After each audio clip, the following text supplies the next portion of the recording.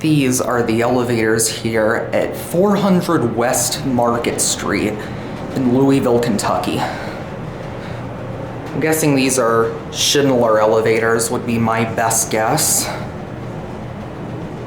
This building was built in 1991. Tallest building in Louisville.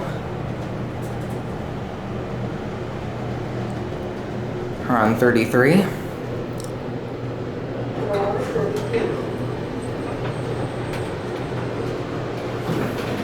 Go down to 1. 2 1 buttons, that's interesting. Here's a look at your buttons. Never seen them before, they're interesting.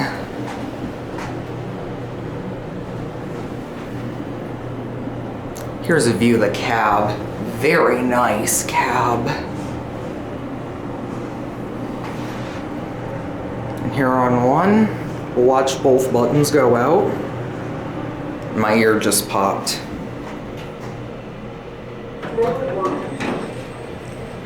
That's it.